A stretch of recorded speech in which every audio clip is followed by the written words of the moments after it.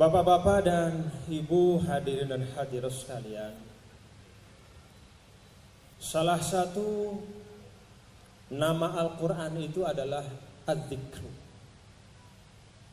Az-Zikru itu sering diartikan sebagai peringatan, zikir bahasa kita. Kita lupa, bapak-bapak dan ibu-ibu serta seluruh hadirin dan hadirat, adik-adik para mahasiswa, bahwa az-zikru itu juga berarti asyaraf, kemuliaan. Jadi ketika Allah Subhanahu wa taala menyebutkan bahwa salah satu nama dari Al-Quran adalah az-zikru, maka sesungguhnya di dalam firman Allah Subhanahu wa taala itu ada pelajaran dari Allah kepada kita semua bagaimana menggali kemuliaan hidup dari dalam Al-Quran. Allah berfirman, a'udzubillahi minasyaitonirrajim, wa innahu ladzikrul laka wa liqaumika. Sesungguhnya Al-Quran itu, kata Allah, adalah satu kemuliaan bagimu dan juga bagi kaummu. Pertanyaannya, kenapa dari banyak sekali nama-nama Al-Quran, dari banyak sekali nama Al-Quran, para ulama itu hanya menyepakati 5 nama. Sifat Al-Quran itu berpuluh-puluh bahkan beratus-ratus. Ada di dalam Al-Quran misalnya syifa'un. Al-Quran itu adalah obat atau penawar. Ada di dalam Al-Quran bahwa Al-Quran itu mau'izah, nasihat, menasihati jiwa manusia yang keras menjadi lunak, yang semula sulit menerima kebaikan menjadi tunduk dan mengikut pada kebaikan. Dan banyak lagi sifat-sifat nama-nama Al-Quran yang disebutkan di dalam Al-Quran sendiri, atribut-atribut Al-Quran.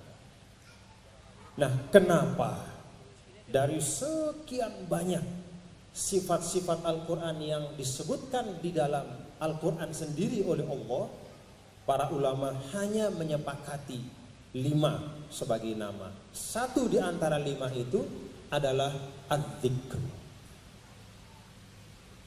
Jawabannya adalah, kata para ulama, karena di dalam nama az-zikr itu ada gambaran tentang transformasi yang luar biasa yang dibawa oleh Al-Quran.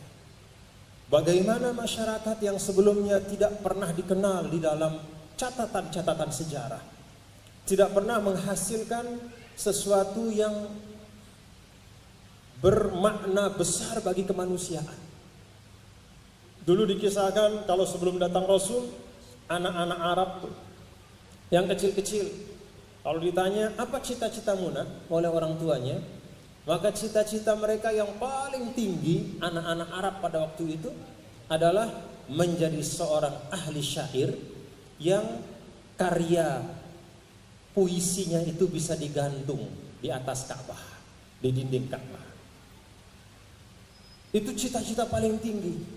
Enggak ada cita-cita misalnya saya mau menjadi pengelana ke ujung dunia, saya mau menjadi orang yang bisa melintasi samudra, saya mau menjadi seorang inventor, penemu yang temuannya akan memakmurkan manusia.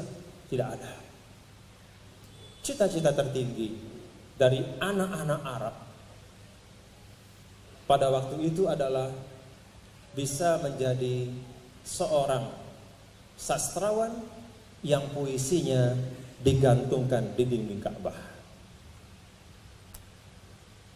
Nah, kemudian bapak-bapak dan ibu adik sekalian, ketika Rasulullah Sallallahu Alaihi Wasallam datang dan kemudian membawa tuntunan Allah yang ada di dalam Al-Quran, berubahlah cita-cita itu.